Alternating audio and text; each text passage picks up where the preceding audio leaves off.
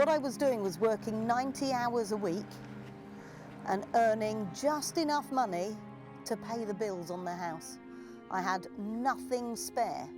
So if anything went wrong, I went into debt. I couldn't ever visit my children. I've got 2 girls and I never had enough money to go and see them. I was always working and that was it really. It was quite lonely. And to buy myself some time, I felt like I was almost 60 and my life had just stopped and I wasn't moving on. I was just treading water and I didn't want to feel like that anymore. So I rang my girls and said, I'm going to fritter away your inheritance. And they said, excellent, that's good. So I sold the house and I used the money to have an electric narrowboat built specially for me.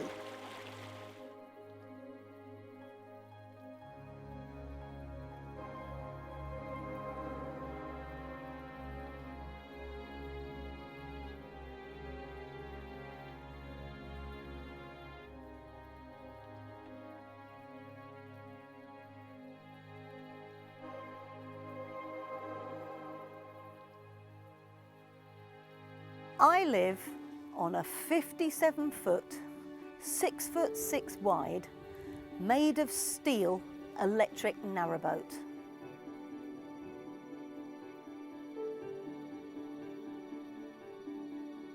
Because I had to sell my children's childhood home, it was really important to me that the boat looked familiar and I hadn't thrown away their childhood. So when they come and stay with their mum, it feels like home.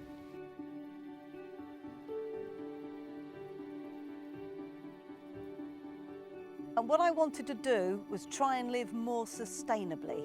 Narrowboating is more sustainable than living in a house. You use less water, you use less electricity, you just consume less. If you consume less, it's better for the world. So I consume even less because to power my boat, I use the sun from the solar panels on the roof. My narrowboat is called wattway.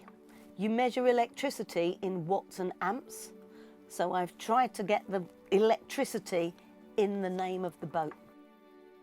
I'm never going to make my carbon footprint go away completely. I just wanted to reduce my impact and stop and look and interact with the world instead of rushing through it.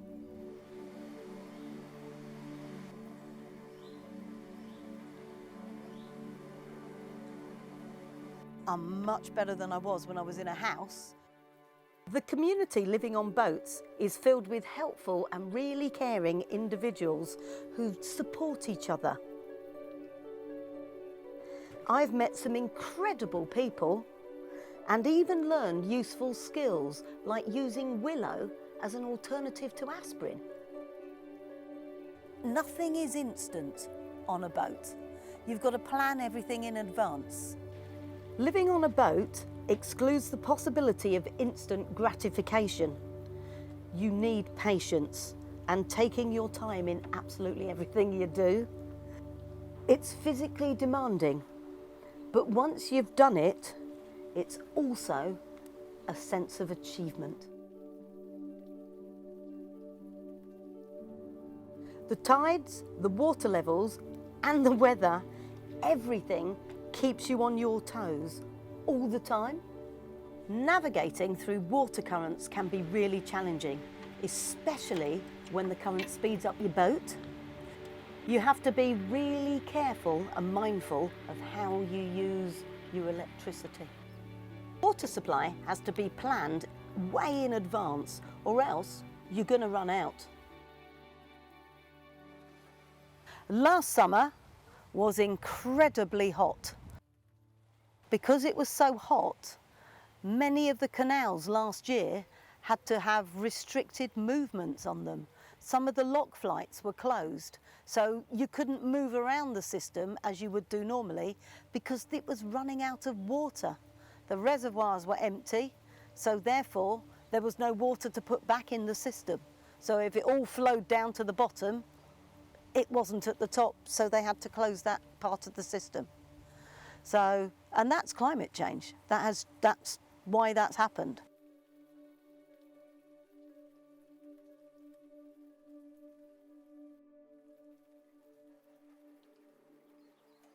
The Canal and River Trust takes care of the rivers and canals in the UK, and the government gives it some money. In 2027, that money is going to be significantly reduced. The canals are a couple of 100 years old, and they have significant historical, economic and social importance. As they get older and older, they're going to need more and more upkeep. And if the Canal and River Trust isn't given enough money to actually keep the system going, to fix breaches, to make sure that the reservoirs have got enough water in them to keep the system going, then the whole inland waterway system is at risk of silting up. I believe that the government needs to really value the amazing thing that we have in the UK, which is our inland waterways system. There are around 34,000 licensed boats on the waterways. Over 5,500 of them are registered as continuous cruisers. We won't have anywhere to be because the system hasn't been looked after. For me and the rest of the community living on boats, this inland waterways is our home.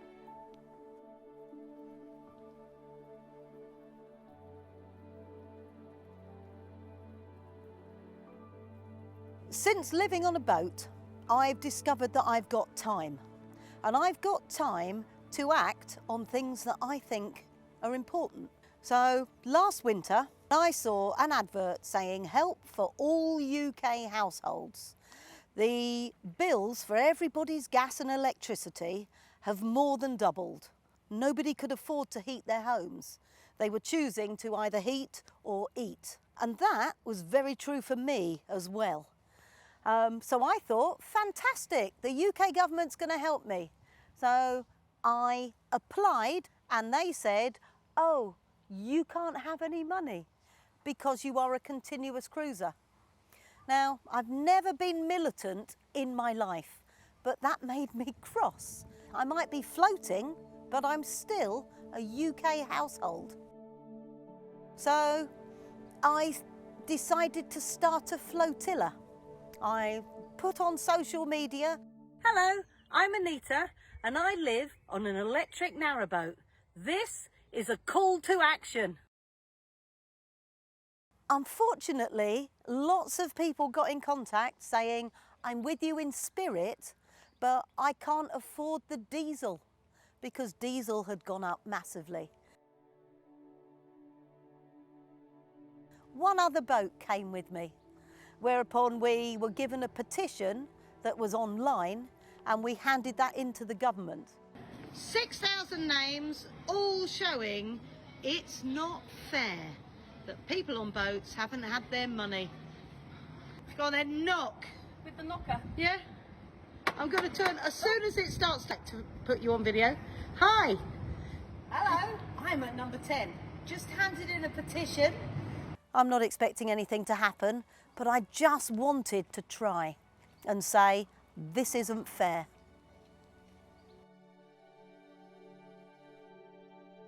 People on boats are entitled to the money, but it's under review because they don't know how we can prove that we live on a narrowboat. So they don't want it to be fraudulent, so we're claiming more than once. And I completely understand that. But the question I want to ask them is why, when some people, particularly those in government, who were rich enough to have 6 or 7 houses, they didn't have to prove which was their house that they lived in. They were just given the £400 payment 6 or 7 times.